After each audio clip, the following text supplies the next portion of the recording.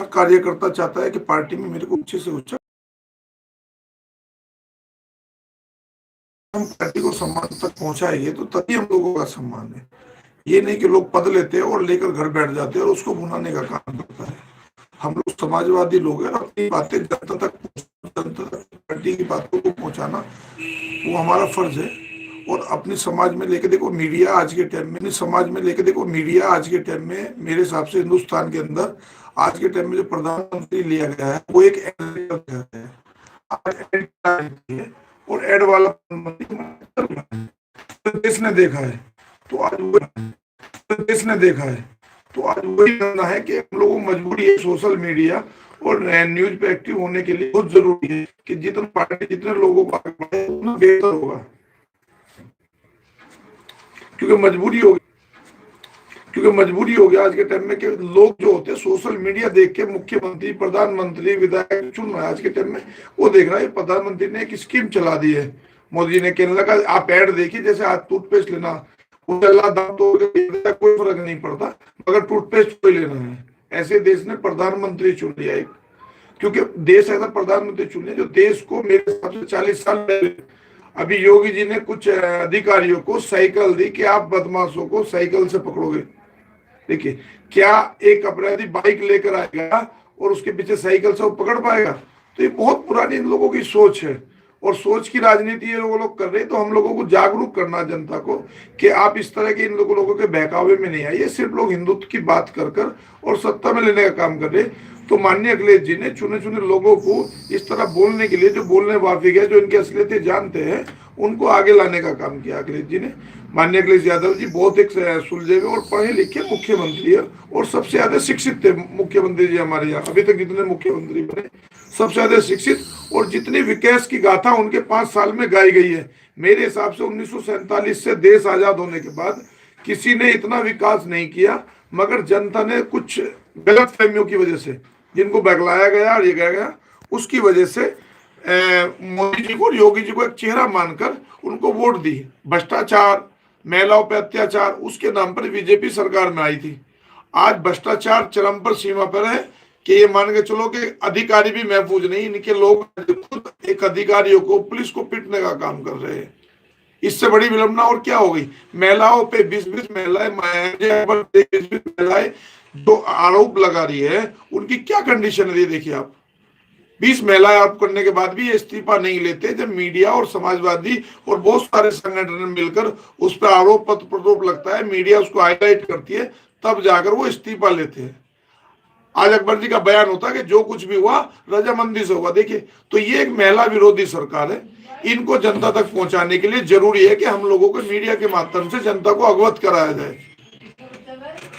आप गाजियाबाद के प्रवक्ता हैं शहाबुद्दीन भाई जी, शहाबुद्दीन सैफी जी। अल्पसंख्यक के लिए क्या किया है समाजवादी पार्टी ने, जरा प्रकाश डालेंगे आप? देखिए, अल्पसंख्यक मोर्चे की जो लड़कियां हमारे यहाँ पढ़ती थी उनको 20,000 रुपया और जो लैपटॉप वितरण किया गया वो सबको कोई जाति देखकर नहीं दिया। और समाजवादी किसी जाति की राजनीति नहीं करती। देखिए, एलिवेटर रोड बना है तो उस पर सर्व समाज चलता है और सर्व समाज की राजनीति। देखो, एक समाज को जोड़ना या ये करना, ये तो एक बहुत अलग सोच हो जाती है। माननीय अखिलेश यादव एक पढ़े लिखे मुख्यमंत्री है और पढ़े लिखे होने के बाद उनके लिए सर्व समाज बराबर है, यानी कि मुस्लिम नहीं, कोई नहीं। अगर कोई विकास की गाथा हुई है, अगर शहर के रोड बने तो उसमें सभी समाज चल रहा है, अकेले मुसलमान नहीं चल रहे या यादव नहीं चल रहे या ठाकुर नहीं चल रहे, उसमें सब समाज चल रहा। तो सब समाज का विकास किया है। अकेले एक आदमी को, किसी को टारगेट करना या मुसलमान के लिए करना, ऐसा कुछ नहीं है। उन्होंने सब समाज को साथ लेकर काम किया है और सब समाज को लेकर ही हित अच्छा होता है। एक आदमी को हित साधने का मतलब होता है देश का नुकसान। तो माननीय मुख्यमंत्री जी की एक ही सोच है कि मेरे को तो सबका साथ सबका विकास, जो मुख्यमंत्री ने नारा दिया वो हमारा चुरा के दिया, सबका साथ सबका विकास। तो समाजवादी लोग जो होता है, समाजवादी एक समाज का संगठन है जो समाज को जोड़ने का काम करता है और सभी समाजों का काम करता है। रही अल्पसंख्यकों की बात, तो मेरी बात सुनिए, ज्यादातर लोग शिक्षित नहीं है। जब शिक्षित नहीं है तो मजबूरी उनका कहां से विकास होगा?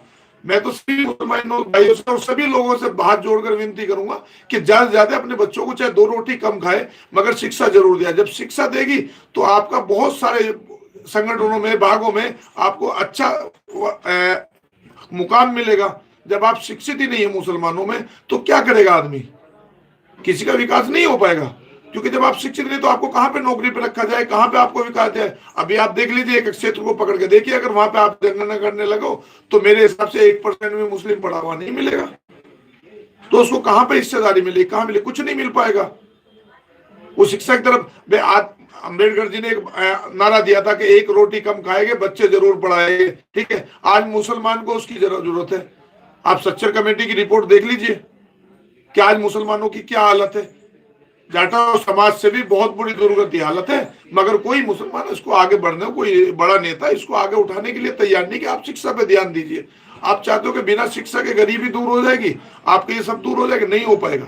शिक्षा गरीब दूरी करने का सबसे अच्छा उदाहरण है। एक तो क्राइम की तरफ नहीं जाएगा जब शिक्षित हो जाएगा, फिर जब उसके पास शिक्षित होगा तो कहीं ना कहीं उसके लिए रोजगार भी होगा। हमारे रोजगार की कमी नहीं है, पढ़े लिखे लोगों की कमी है। जो सरकारें आज केंद्र में बैठी है, उन्होंने 2 करोड़ लोगों को नौकरी देने का वादा किया था। आज कंडीशन देख लीजिए देश की क्या हालत है, देश की क्या हालत है। वो 2000 लोगों को भी नौकरी नहीं दे पा रहे, बेरोजगारी भत्ता हो गया। तो हम वही चाहते हैं कि 2019 में जनता इनको सबक सिखाए, और जो गठबंधन होने जा रहा है उसको बहुत अच्छी तरीके से जो जनता है वो पूर्ण समर्थन से उनके साथ है। और आने वाले 2019 में माननीय जो मुख्य प्रधानमंत्री जी मोदी जी, उनको उनका आईना दिखाने का काम करेंगे। जो झूठे वादों के साथ सरकार में आए थे, जनता उसको परख चुकी है। कभी राम का नाम लेते हैं, कभी ये लेते हैं। अभी देखिए चुनाव या 2 महीने से राम के सिवा कोई मुद्दा नहीं है उनके पास है, जबकि किसी मुसलमान ने आज तक ये नहीं कहा। उनको कहा कि हम रोक रहे हैं, आपने तो 1992 में मस्जिद शहीद की, किसी ने नहीं रोका। अब आप मंदिर बनाने जा रहे, कोई नहीं रोक रहा आपको। आप कोर्ट की बात मानने को तैयार नहीं, संविधान का हमेशा आप खिल्लियां उड़ाते आए हो। आपके मंत्री सीधा बोलते नहीं हम मंदिर बनाएंगे, तो कोर्ट में क्यों डाल रखा है आपने, कोर्ट में क्यों डाला उसको? अगर आपको बना नहीं है, आपको हमारे सर्वोपरि कानून है, कोर्ट होता है, हाई कोर्ट, सुप्रीम कोर्ट होता है।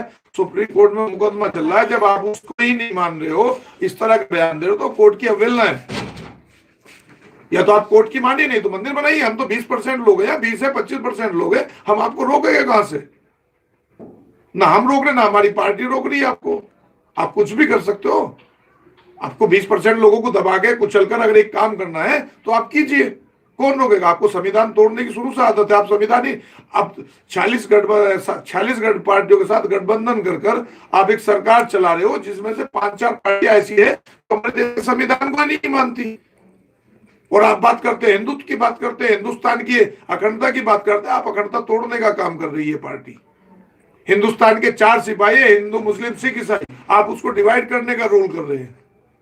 तो ये पार्टी देश को तोड़ने का काम कर रही है, और जनता उसको बहुत अच्छा सबक सिखाएगी। ऐसा सबक सिखाएगी जो 1984 में इनकी 2 सीट आई थी, मेरे हिसाब से 2019 में वो भी नहीं आ पाए। शहाबुद्दीन सैफी जी, जैसे कि आप गाजियाबाद के प्रवक्ता हैं, जब से हमारा देश आजाद हुआ है, हिंदुस्तान, किसान आत्महत्या पर आत्महत्या कर रहा है। आखिर ऐसी क्या वजह है? देखिए, केंद्र में कोई भी सरकार आई है, उसने किसानों पे कभी ध्यान नहीं दिया, ठीक है। हमेशा उद्योगपतियों पे ध्यान दिया है। और ये बिल्कुल बहुत विडंबना की बात है, जो हमारे यहाँ का देश का अन्नदाता है, जो धरती चीज कर अनाज पैदा करता है, आज उसकी ये दुर्दशा है। जब उसकी फसल का टाइम आता है तो उसको 2 रुपया मिलता है। जो मुनाफाखोर लोग उसको खरीद कर रख लेते हैं और उसको वो 10 रुपए में बेचते हैं। ये सबसे बड़ी विडंबना सरकार की हमारे यहाँ। किसानों को ऐसी व्यवस्था दी जाए, जो एक रेट बना दिया जाए, आज उसी कंडीशन में वो रेट बिकेगा, खाली आपको 10% का उसमें मार्जिन बने मिलना चाहिए। सरकार इस तरह का कोई रोल डिवाइड करना चाहिए, इस तरह का कानून बनाना चाहिए कि आज किसान का अगर गेहूं 100 रुपए बिक रहा है, तो जो मुनाफाखोर है वो खाली उसको 110 में बेच पाए। तो किसानों की जो दुर्दशा है बिल्कुल दूर हो जाएगी। क्योंकि अभी क्या होता है, किसान की मजबूरी, वो अपने घर में इतना अनाज पैदा नहीं कर सकता, ना उसके पास इतना पैसा है कि उसको स्टोर में जाके रख पाए। तो वो तो मुनाफाखोर लोग करते हैं। मुनाफाखोर लोग इस तरह की धंधा करते हैं। जिस दिन मुनाफाखोर बीच में से निकल गए, सरकार और किसान सीधे आमने सामने आ गए और जनता का हित हो गया, तो किसान उस दिन संपन्न हो जाएगा। सरकार को इस तरह का कानून पारित करना चाहिए कि आप इससे ज्यादा मुनाफा नहीं ले पाओगे। शहाबुद्दीन सैफी जी, मोदी जी ने नोटबंदी की, देखिए, क्या कहना चाहेंगे आप? नोटबंदी देश पे एक आपातकाल थोकी हुई घटना है, जिसमें 126 लोगों की मृत्यु निश्चित है। शायद मोदी जी उसका जवाब नहीं दे पाएंगे, ना ही उनके पास कोई जवाब है। आरबीआई की भी रिपोर्ट है कि नोटबंदी एक दुखद घटना है, ये घटना है जो हिंदुस्तान के ऊपर ठोक दी गई है। और आज मोदी जी कहते हैं कि हम जो नोट छापेंगे उसका डुप्लीकेट नहीं बन पाएगा। मेरे हिसाब से पहले से साल अभी 2 साल हुए, उससे ज्यादा नकली नोट मार्केट में आ चुका है। और नोटबंदी का असर ये हो गया कि छोटा व्यापारी आज बिल्कुल खत्म है। उसके पास ना तो पैसा है, ना काम करने के लिए कुछ नहीं है। बाजार से पैसा भी खत्म हो चुका है, कहाँ जा रहा है, कैसे जा रहा है, ब्लैक मनी फिर लोगों ने इकट्ठी कर ली है, उसको कोई कहने को कुछ तैयार नहीं है। और ये प्रधानमंत्री का देश का सबसे गलत फैसला था जिसको जनता ने कर चुकी है। जीएसटी के बारे में क्या कहना चाहेंगे आप? देखिए, जीएसटी ने तो देश को बिल्कुल तोड़ के रख दिया। छोटा व्यापारी बिल्कुल खत्म हो चुका है। जो उद्योगपति थे, जो छोटे थे, वो और बड़े हो गए। जो मिडिल क्लास जो बिजनेस था, उसको जोड़ने का जो काम करता है मिडिल क्लास करता है। देश की अर्थव्यवस्था को रोकने का कैश काम करती है, जो कैश खत्म हो चुका है वो नहीं है। अर्थव्यवस्था रोकने का काम कैश पैसे का होता है, और ना ही कोई पैसा काला होता है, ना कोई सफेद होता है। बिजनेस काला सफेद होता है, पैसा काला सफेद नहीं होता। पैसा तो देश का है। अगर देश का ही पैसा काला सफेद, एक प्रधानमंत्री बोलता है काला पैसा है, काला पैसा नहीं होता। व्यापार काला होता है, पैसा काला नहीं होता। पैसे हमारे देश की करेंसी है, देश की करेंसी हमारी काली कैसे हो जाएगी? देश की करेंसी काली नहीं है। जो व्यापार लोग कर रहे हैं वो काला होता है। आप उन पर अंकुश लगाइए पैसा करने को। अब एक मजदूर आदमी, जिसने, कोई महिला ऐसी नहीं होगी देश के अंदर जिसने अपने बच्चों के भविष्य के लिए 10 रुपए जोड़ के नहीं रख रखे हो, आपने उसको लाइन में लगा दिया है। उसकी मान लगे लगे मृत्यु हो गई। कुछ लोगों की शादियां हो रही है, उनके घर में पैसा नहीं, शादियां टूट गई है। और एक बीजेपी का मंत्री कर्नाटक में शादी करता है 5,000 करोड़ रुपए की, 500 करोड़ रुपए की शादी करता है नोटबंदी में। ये इनका चेहरा है। अमित शाह जी बैंक से सबसे ज्यादा पैसा ट्रांसफर कराते, जमा होता है वहां पर 1 महीने के अंदर, गुजरात के अंदर। ये नोटबंदी का इन्होंने अपना वाइट पास था, चुनाव इनका पास था। इनकी मजबूरी थी कि हमको चुनाव के लिए पैसा चाहिए। सारी पार्टियों को अपाइज करने को, विकलांग करने के लिए इन्होंने नोटबंदी की कि एक लिमिट बना दी गई थी कि आप 2 लाख रुपए से ज्यादा नहीं निकाल सकते। जिस पार्टी का फंड जमा हो गया पार्टी में, तो वो 1 महीने में कितना पैसा निकालेगी जब 2 लाख से आप ज्यादा नहीं निकाल सकते 1 महीने में? तो सबको विकलांग करने के बाद बीजेपी ने चुनाव जीता है। क्योंकि चुनाव जो होता है, देखिए, खर्चा करने के लिए पैसा चाहिए था, सबको आता है। बेकार में तेल डलवाना है, खाना भी खाना है, सारा कुछ खाना है। तो 2 लाख रुपए में अगर 200 कार्यकर्ता पूरे दिन घाम रहे तो महीने का कितना खर्चा होगा? नहीं हो पाएगा। करोड़ों लोग प्रचार के लिए निकलते हैं। तो इन लोगों ने सोची रणनीति के साथ ये सब षड्यंत्र रचा था, तो जो जनता ने फेल कर दिया और नकार दिया गया। और 120 जो हत्याएं हुई है, मैं तो हत्या ही कहूंगा, घटना नहीं है, वो हत्या है। वो किसके सिर पर रखी जाए, ये जनता 2019 में आपको बता देगी। शहाबुद्दीन सैफी जी, जैसे कि आप रोडों पर कानों में लीड लगा करके युवा और सभी वर्ग के लोग चलते हैं और ड्राइविंग करते हैं, उनके बारे में क्या कहना चाहेंगे आप? देखिए, ये तो एक खुद को मौत को दावत बुलाने वाली बात है। और सभी बच्चों से बुजुर्ग जो भी इस तरह की घटना करते हैं, मैं उनसे हाथ जोड़कर विनती करूंगा कि इस तरह की घटना नहीं दी जाए। आपकी जान भी खतरे में है उसकी, और प्लस अदर जो लोग लग रहे हैं, आपकी तो खतरे में है, जो और आम बच्चे भी निकलते हैं, स्कूल के बच्चे भी निकलते हैं, आप भी उनकी जान के साथ खिलवाड़ कर रहे हैं। कृपया करके ऐसी कोई घटना को अंजाम नहीं दे जिससे आपकी जान भी करते हैं। क्योंकि आपके माँ बाप आपको अच्छी शिक्षा, अच्छा काम करने के लिए बाहर भेज रहे, आपको चोट लग जाए, आपकी मृत्यु हो जाए, तो शायद आप तो उससे आजाद हो जाते हो। मगर जो माँ बाप हो, जो आपको पालकर बड़ा करते हैं, उनके ऊपर कितना जोर पड़ता है, शायद ये आप सोच कर देखिए। तो इस तरह की घटना से आप बचने का काम कीजिए। ज्यादातर मैं ये अपील करूंगा बच्चों से कि आपको अगर म्यूजिक सुनना है, कुछ सुनना, बहुत सारे पार्क शहर के अंदर बने हुए हैं। आपका घर है, आपका ऑफिस है, 1 घंटा लंच मिलता है या मिलता है, 10 मिनट आपको मिलते हैं, आप इंजॉय कीजिए। जीवन है आपके पास, मगर ये जीवन इतना बहुमूल्य है कि इसको आप बार बार खत्म मत कीजिए। एक बार मिलता है जीवन, तो उसको भरपूर आनंद उठाइए मजे के साथ। रोड पे चल के इस तरह की घटना को अंजाम मत दीजिए। क्या शहाबुद्दीन सैफी जी, ट्रेन की पटरियों पर बैठना या चलना चाहिए? नहीं, देखिए, ये तो बिल्कुल ही मेरे हिसाब से दंडनीय एक अपराध है कि उसमें कम से कम मेरे हिसाब से एक ट्रेन में 2000 लोग सफर करते हैं। ठीक है, आपकी एक छोटी घटना से बहुत बड़ा विकराल रूप लिया जा सकता है। तो कृपया करके आप लाइनों से दूर रहे। और मैं तो प्रशासन को कहूंगा, रेलवे को कहूंगा कि ऐसा बैरिकेडिंग किया जाए जहां पर आवाम रहता हो कि कोई उधर जा नहीं पाए। उसको उस एरिया को, देखो, एरिया का बहुत लंबा एरिया होता है, सारा बैरिकेडिंग करना ठीक नहीं होता। मगर जहां पर रियासी इलाका होता है वहां पर बैरिकेडिंग करा जाए तो मेरे हिसाब से उससे बेहतर सवाल नहीं होगा। कुछ हमको सोचना पड़ेगा, कुछ सरकार को सोचना पड़ेगा, कुछ रेलवे को सोचना पड़ेगा। सभी का दायित्व बनता है कि हम इस तरह से इससे को पार करें। शहाबुद्दीन सैफी जी, हमारे समाज में दहेज एक अभिशाप है, क्या कहना चाहेंगे आप?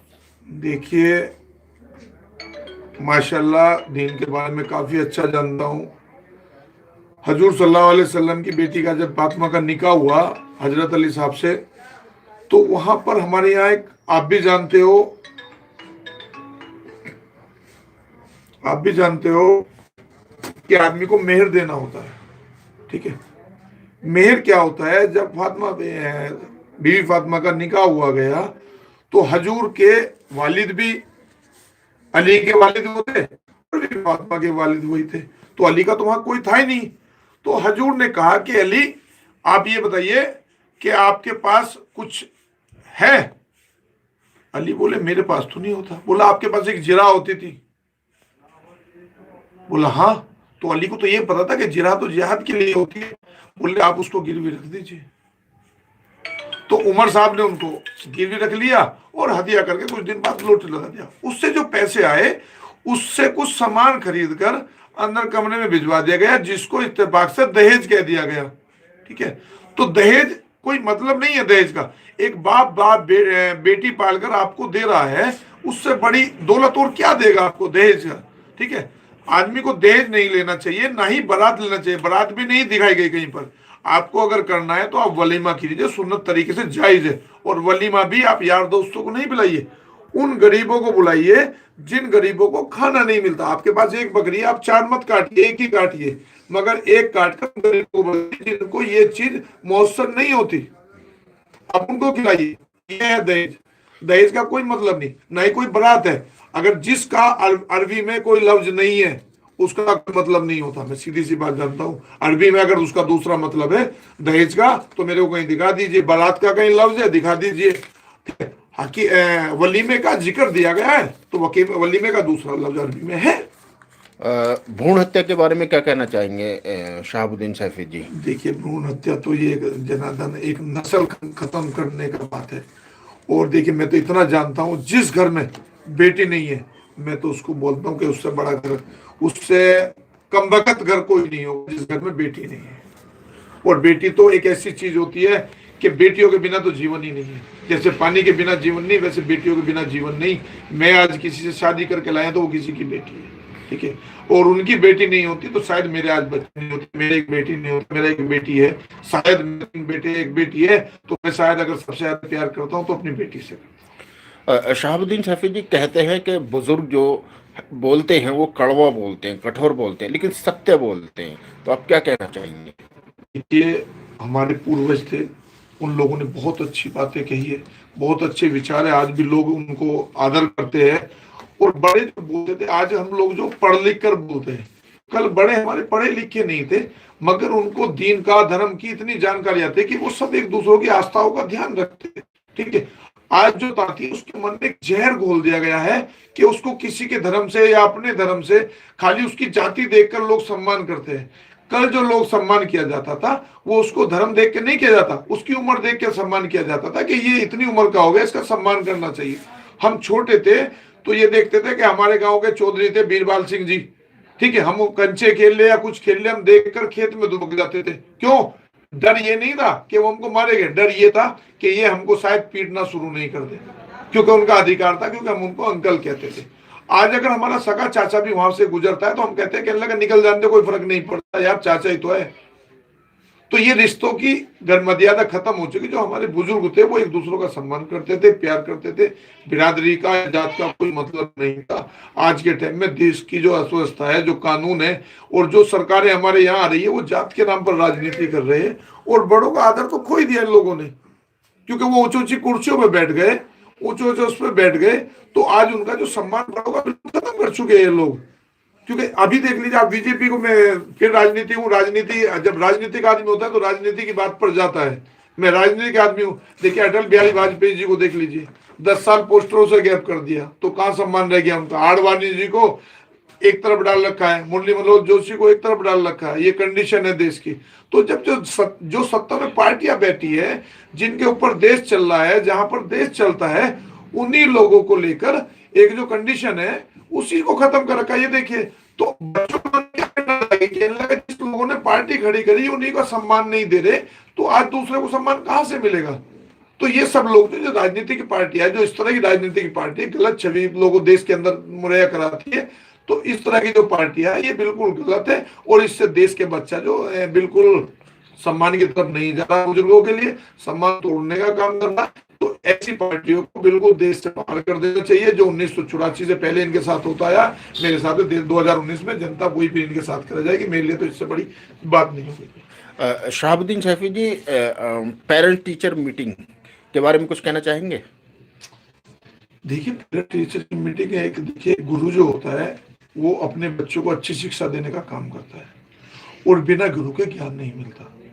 मगर गुरु की एक विडंबना होती है कि वो स्कूल में जो शिक्षा देता है उसका परिवार घर आके नहीं दे पाता। ज्यादातर मैं आप मुस्लिम पे आ जाता हूँ, क्योंकि पढ़ा लिखा मुस्लिम समाज नहीं है। वहां पर विडंबना क्या होती है, कोई स्कूल से शिक्षा तो लेकर आया, अब माँ बाप पढ़े नहीं है, तो उसको क्या होता है, घर में क्या शिक्षा देंगे वो?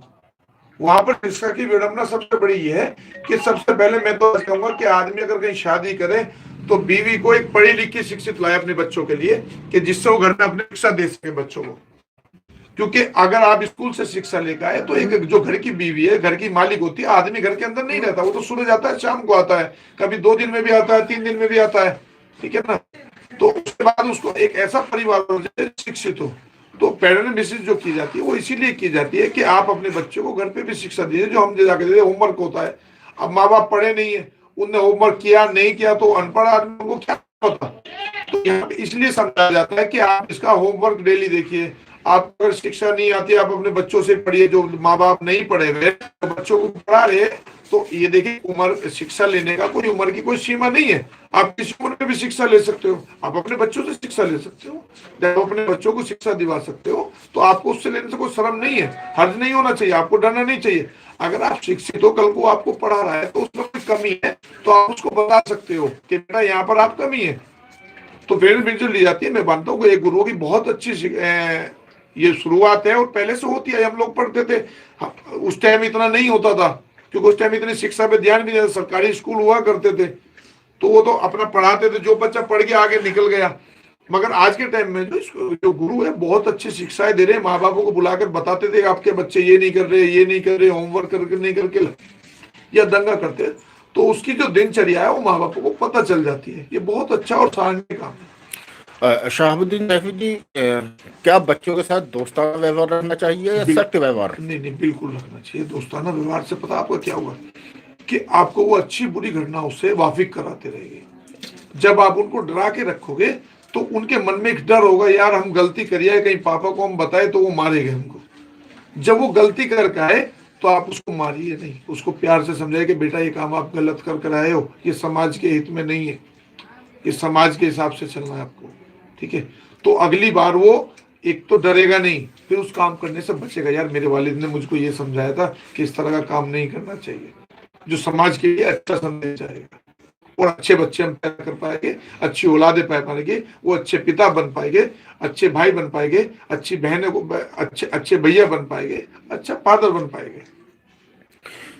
शहाबुद्दीन सैफी जी, क्या इंसान को ईंट का जवाब पत्थर से देना चाहिए? जी नहीं। देखिए, हजूर सल्लल्लाहु अलैहि वसल्लम थे, एक बीवी फातिमा थी, जो वो उधर से गुजरते थे तो रोज उनके ऊपर कूड़ा डालती थी, ठीक है। वो निकलते थे, वो कूड़ा डालती थी। एक दिन वहां पहुंचे, वो नहीं आई, अगले रोज फिर पहुंचे, नहीं आई, तो तीसरे दिन हजूर खुद पहुंच गए वहां पर। तो उसने बोला कि अल्लाह का, मैं तो आपके ऊपर कूड़ा डालती थी, आप कैसे आए? बोला देखिए मैं तो आपकी खैर को आप पूछने आया हूँ। बोले क्या आप इतने अच्छे लोग हो, आप इतना अच्छा धर्म है कि मैं कूड़ा डालती और आप में से? तो हम तो उस धर्म में पैदा हुए, हजूर सल्लल्लाहु अलैहि वसल्लम की उम्मत में से पैदा हुए कि जहां पर मोहब्बत एक पैगाम है बहुत बड़ा। मोहब्बत एक ऐसा पैगाम है जहां पर आदमी देखकर उसको ले आए। हजूर सल्लम के लोगों को लोग पत्थर से मारते थे, पत्थर से मारने के बाद जिब्रील बोलते थे कि ए अल्लाह के नबी बताइए कि 2 मिनट में दुनिया को ऐसे मसल के रख दूंगा, आप इनको हटाइए, मेरे को हुक्म दीजिए। बोला नहीं, मुझे अल्लाह ने इनकी दुआ के लिए भेजा है। नफरत के लिए नहीं भेजा। तो हम तो उनकी उम्मत में से। तो मोहब्बत तो इस्लाम का सबसे बड़ा पैगाम है। मोहब्बत एक ऐसी चीज है, इस्लाम से सबसे बड़ी मोहब्बत का जरिया है। जिसने इसको पढ़ लिया वो उसके, देखिए एक बात बताइए, मैंने 4 अल्फाज लिखे और उसको लिखकर बैठ गया, पेपर देने गया, आधे भूल गया, आधा रह गया। इतना मोटा कुरान दिन में उतर जाना, ये अल्लाह की हिदायत है कि अल्लाह जिसको हिदायत देता है उसी के मन में कुरान उतरता है। शहाबुद्दीन सैफी जी कहते हैं इंसान को उतनी चादर फैलानी चाहिए जितने पैर हों। देखिए, इंसान, यहाँ तो हम कुछ दिन के मेहमान हैं। यहाँ पर अच्छाई कमा लीजिए या बुराई कमा लीजिए, वो आपके ऊपर निर्भर है। जितना कमा सकते हो कमा लीजिए, खाली हाथ जाना। सिकंदर जैसा आदमी जो विश्व विजेता, सारी दुनिया लूट चुका, जब मरा तो उसने कहा कि मेरे दोनों खाली हाथ लौटा दीजिए, बाहर निकाल दीजिए कि मैं खाली हाथ आया था, खाली हाथ जा रहा हूँ, और जो मैंने सोना लौटा उसको जमीन पे फैला दीजिए, देखे मैं कुछ नहीं लेके जा रहा हूँ। तो चादर की तो एक अलग बात है कि पैसा तो आप उतना ही मुहैया कराइए जितना आप, जो पैसे ने आदमी को, पैसे ने अंदर कर दिया है और पैसे ने रिश्ते खत्म कर दिए। जब कल पैसा नहीं था हम लोगों के पास तो मोहब्बत थी, आज पैसा है तो मोहब्बतें खत्म हो गई। कच्चे मकान थे, दिल मजबूत थे, ठीक है, आज पक्के मकान हो गए, दिल उससे पक्के हो गए कि ये भाई है मेरा, मैं नहीं जानता, ये चाचा है इसको मैं नहीं जानता, ये मेरी माँ है मैं नहीं जानता, मेरी बीवी है इसको जानता हूँ, बस। तो आज रिश्तों, पैसों ने रिश्तों का अहमियत खत्म कर दी। तो चादर वाली बात वहीं पे साबित होती है कि चादर से आप लोगों ने पैर फैलाना नहीं चलना। आपको पता है कि मरने के बाद जमीन मिलनी है या जाके जल जाना है, ठीक है, वो एक दिन खत्म हो जाना है। तो आप दुनिया में ऐसा काम करके जाइए कि लोग मरने के बाद आपको याद करें। महात्मा गांधी जी है, पूरी दुनिया याद करती है, अच्छे काम करके याद गए। हजूर सल्लल्लाहु अलैहि वसल्लम, आज हम उनका जिक्र कर रहे हैं क्योंकि उनकी उम्मत में से अच्छे काम किए, लोगों को इस राह पर लेकर आए। अल्लाह ने उनको भेजा, आखिरी नबी थे, उनको ले आए उनकी उम्मत में से। हम सोचते हैं कि उनके जैसा बनने का काम करें हम लोग। शहाबुद्दीन सैफी जी, क्या इंसान को ईमान पर यकीन कर लेना चाहिए? देखिए, मुसलमान का यकीदा सबसे बड़ी चीज है। अगर कोई दो आदमी किसी बात को कह रहे हैं तो हमारा काम है उसको यकीन करना। वो झूठ बोल रहा है, क्या बोल रहा है, उसका असर उसको अल्लाह देगा। हमारा उसके ऊपर फर्क नहीं होता कि वो झूठ बोल रहा। हम अगर किसी झूठे को झूठा कहेंगे तो हम खुदा की नाइस्तेबागी कर रहे हैं कि अल्लाह ताला ने, हजूर सल्लल्लाहु अलैहि वसल्लम ने फरमाया कि आपको यकीन करना एक फर्ज है, ठीक है। अगर दो आदमी किसी बात को कह रहे हैं तो वो सत्य है। अब वो झूठ बोल रहे हैं, सच बोल रहे हैं, वो उसके ऊपर निर्भर है। शहाबुद्दीन सैफी जी, आप समाज को क्या संदेश देना चाहेंगे? देखिए, मैं तो समाज को एक ही संदेश देना चाहता हूँ कि हम एक लोग इंसान हैं। अल्लाह ने हमको पैदा किया, एक मिट्टी उठाई और उससे पैदा किया। आखिर में एक दिन ये शरीर मिट्टी हो जाना है। जो आपका शरीर है, जो आत्मा है, वो अल्लाह ताला आपको आपके कर्मों के हिसाब से उसका असर देगा। आप जहन्नुम में जाएंगे या जन्नत में जाएंगे, वो आपके कर्मों के ऊपर निर्भर है। मैं तो इंसान को एक ही सवाल दूंगा दूंगा, देखिए पूरी कायनात खुदा ने बनाई है, ठीक है, पूरी कायनात का मालिक खुदा है। खुदा ने सबको इंसान बनाया। उसने बोला कि जाके अपने कर्मों का इजाफा आप अपने साथ खुद कीजिए। उसने जिंदगी और मौत अपने हाथ में रखी, कर्मों का लेखा जोखा आपके हाथ में दिया है। आप जैसे कर्म करोगे आपको दुनिया में वैसे फल मिलेगी। ये दुनिया है कुछ दिन का सफर।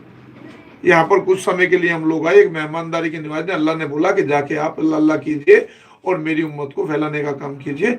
जो अल्लाह ने फरमाया है हमारा काम उसको करना है। बाकी जो अपने हकी साहब होगा वो हमारे मरने के बाद होगा, जो भी होगा। दुनिया कहती है कि यही होता है, ऐसा कुछ नहीं है। यहाँ पर उसके गुनाहों का इनाम मिलेगा, मगर जो सच्चाई होगी वो अल्लाह ताला जानते हैं। हजूर सल्लल्लाहु अलैहि वसल्लम की उम्मत में जो जाएगा, हजूर ने कहा कि मैं सबको आपको जन्नत में लेकर जाऊंगा, मगर आपके सारे गुनाह के हिसाब होने के बाद। तो मैं कहता हूँ अल्लाह से ऐसा गुनाह क्यों करते हो आप लोग कि अल्लाह के सामने या हजूर के सामने आपको जाके शर्मिंदा होना पड़े। और पूरी दुनिया है, देखिए अल्लाह ताला ने पैदा किया है, सबको पैदा किया है। कुछ लोग जो हमसे भटक गए हैं, अलग अलग धर्मों में चले गए, अलग अलग उसमें चले गए, मैं उनसे भी अपील करूंगा कि आप एक बार कुरान पढ़ेंगे, कुरान पढ़ोगे, चारों पढ़िए। हिंदुस्तान की बात कर लेता हूँ, चारों ग्रंथ पढ़िए, कुरान भी पढ़िए, बाइबल भी पढ़िए, आप गीता पढ़िए, ठीक है, आप चारों पढ़िए। अगर आपको कोई सच्ची चीज लगती है तो आप उस पर यकीन कीजिए, यकीदा लाइए, आपको खुद पता चल जाएगा सच्चाई क्या है। किसी भी राजनीतिक पार्टी के चक्कर में अपना भाईचारा, हम लोग सब भाई है देश में, हिंदुस्तान में अगर हम जा रहे हैं, सब भाई भाई है आपस में, ठीक है। कोई किस तरह की स्त्री नाचते पाकी की बातें नहीं करे कि ये हिंदू है, ये ब्राह्मण है, ये जाट है, नहीं। सबसे पहले मैं हिंदुस्तान में इंसान है और अल्लाह ने हमको इंसान बनाकर पैदा किया। और इंसानियत के नाते हमारा फर्ज बनता है कि हम आपस में, हम किसी को जीवन नहीं दे सकते तो मारने का अधिकार भी हमको नहीं है। शहाबुद्दीन सैयदी, जैसे कि आप गाजियाबाद के प्रवक्ता हैं समाजवादी पार्टी के, जब से देश आज़ाद हुआ है समाजवादी पार्टी की एक भी लोकसभा सीट नहीं निकल पाई है, क्या कहना चाहेंगे आप इस विषय पर? देखिए, हम लोग देश पे राजनीति नहीं करना चाहते, हम समाजवादी लोग हैं। देखिए, एक गांव का प्रधान होता है तो उस पर गांव की जिम्मेदारी होती है, ठीक है, तो वो अपने गांव को चमकाने की कोशिश करता है, ठीक है। एक शहर का मेयर बनता है तो उस शहर को चमकाने की कोशिश करता है। देश का प्रधानमंत्री होता है वो देश को चमकाने की कोशिश करता है, ठीक है। आदमी को उतनी ही कोशिश करनी चाहिए जितनी उसकी हैसियत हो। अभी हम लोग उत्तर प्रदेश में सक्षम है। माननीय नेताजी ने जमीन से उठकर 1992 में पार्टी का गठन किया, मतदाता पार्टी है, ठीक है। जन्म भी कांग्रेस का हुआ, आजाद हुआ। अब बीजेपी को देखिए, कभी आरएसएस से, कभी कुछ कर अलग गठबंधन करके 1984 में 2 सीटें थी बीजेपी के पास, क्या था? कुछ भी नहीं था। मगर उसने एक ऐसी लड़ाई लड़ी कि 2 भागों में बांट के देश को 2-3 हिस्सों में बांटकर, अलग अलग जातियों को अलग अलग बांटकर, अलग अलग काम कर और 2019 में पूर्ण रूप से बहुमत की सरकार बनाई। हम लोग सब समाज को जोड़कर उसमें चल रहे हैं। हम लोगों को हराने का काम किया, हम अपनी जनता तक बात नहीं पहुंचा। हमारे जो विधायक थे, मंत्री थे, बात नहीं पहुंचा पाए, इसलिए शायद हम हार गए, ठीक है। मगर जनता को आज एहसास है, उनको याद आ रही है क्लियर जी, ठीक है। और 2019 में आपको उसका असर दिख जाएगा। अभी दिख रहा है, देखिए, हमने फूलपुर जीता, गोरखपुर जीता, जो मुख्यमंत्री थे उनको हराया, उन मुख्यमंत्री को हराया। बागपत जीता हमने, उनको हराया, उन मुख्यमंत्री को हराया। बागपत जीता हमने, नूरपुर जीता हमने। तो ये जनता हमारे साथ है। अखिलेश जी का चेहरा पसंद आ रहा है, उनका विकास याद आ रहा है, उनका विकास याद आ रहा है, ठीक है ना। किसी भी प्रदेश का, किसी भी जिले का नाम बदलने से अब विकास कह रहे हो, 70-75 कह रहे हो, 70-75 करोड़ रुपया खर्च होता है एक प्रदेश का नाम, एक जिले का नाम बदलने से। लोगों की आइडिया डिफेक्ट हो जाती है। अब क्या कहोगे उसको? है, आप अपना नाम बदल के देखिए किसी का, उसको कितनी विडम्बना होगा, कितना दुख होगा। कहने लगा यार मेरे को कल शहाबुद्दीन बुलाते थे, आज यार मेरे को कह रहे, कहने लगा ये मोहम्मद अली हो गया। तो लोगों को तकलीफ होती है, यार मेरा शहाबुद्दीन था 20 साल या 300 साल, मेरा ये नाम, और आज मेरा ये हो गया। तो उसकी आईडी चेंज कर रहे हो आप, देश के नागरिक की आईडी चेंज कर रहे हो। आपको सोचना चाहिए। आप नाम बदलने की राजनीति से बढ़िया है ना, अगर देश की विकास की राजनीति करते तो बहुत अच्छा होता। मुझको आज ये कहने की जरूरत नहीं पड़ती। देश के आवाम से बात करूंगा, कहना चाहूंगा, मैं एक अपील करना चाहूंगा कि ऐसे लोगों को जो देश का संविधान मिटाने की कोशिश करते हो, देश का नाश करने की कोशिश करते हो, कल जो लोग अंग्रेजों की चापलूसी करते थे, आज देश का सर्टिफिकेट मांगते देश के लोगों से, कल वो कहां गए थे लोग? वीर सावरकर बोलते हैं 1911 से लेकर 1924 तक 100 माफीनामे लिखवाए गए, जबकि भगत सिंह जी फांसी पर चढ़ गए, एक माफीनामा नहीं लिखा। तो क्या ऐसे लोगों को क्या कहेंगे आप? आज देश का संविधान वो लोग लिखेंगे जो कल को देश तोड़ने का काम करते थे, विरोधी। और आप 30,000-33,000 करोड़ की मूर्ति बना रहे हो, शर्म की बात है। आप मूर्तियों की राजनीति कर रहे हैं। आप 36,000 करोड़ में यूनिवर्सिटी बनाते, उसमें हजारों पटेल निकल जाते, जो देश को एक विकास की गाथा की तरफ लेके जाते। पटेल जी पैदा होते, बहुत सारे पटेल पैदा होते, ठीक है। आप आज देश में देख लिए कि लिंचिंग का मामला 10 लोग इकट्ठे होते हैं और मुसलमानों को मारने का काम कर रहे हैं। ये एक घटना है। अगर आप कल का अब्दुल कलाम जी को मार देते इसी तरह लिंचिंग का मामला करके, तो शायद आज तुमको परमाणु बम नहीं मिल पाता देश को, ठीक है। अब्दुल हमीद जैसे को मार देते तो शायद वो टैंक उड़ाने का काम नहीं करते, यहाँ तक नहीं पहुंच पाते आप लोग। तो आपको शर्म आनी चाहिए कि कुछ लोगों के बहकावे में आकर आप इस तरह की घटना को मत दीजिए। किसी अब्दुल कलाम को मत मार दीजिए कि जो हमको परमाणु शक्ति बनाकर चले गए और खाली जैसे राष्ट्रपति आए थे वैसे ही चले गए। तो आप ऐसे लोगों से एक प्रेरणा लीजिए, देश के लिए अच्छा होगा, बहुत अच्छा होगा, और पूरे आने वाली आवाम के लिए अच्छा होगा। कल जो ये बच्चे हैं इनमें फिर मोहब्बत होगी कि ये राम है, ये रहीम है, तो इकट्ठा होकर साथ चले गए। जब हम छोटे छोटे थे तो याद होता था कि होली आ रही है, हम लोग रात को पेड़ काटते थे, होली इकट्ठी करते थे, फिर घोड़े लेते थे, उनमें रात भर नाचते थे, डांस करते थे। मगर आज जाते हुए डर लगता है, यार ये नहीं कहते कि तुम मुसलमान उड़ जाओ यहाँ से। तो ये किसी देश में एक पार्टी बन गई है जो जिसने हमारा भाईचारा बिल्कुल तोड़ने का काम किया। और 2019 में जनता से अपील करूंगा कि ऐसी पार्टियों को उखाड़ने का काम करे जो देश के अखंडता को तोड़ने का तो जैसे कि आप गाजियाबाद के प्रवक्ता हैं शाहबुद्दीन सैफी जी, तो 2019 के बाद के चुनाव के बारे में क्या कहना चाहते हैं? देखिए, चुनाव तो एक राजनीति स्टंट होता है और राजनीति राज रखी जाए तो अच्छा होता है। हम लोग अपने स्तर से काम कर रहे हैं, जो हमारे उच्च स्तरीय नेता है वो अपना काम कर रहे हैं, ठीक है। और जनता तक हम लोग अपनी बातें लेके जा रहे हैं, ठीक है।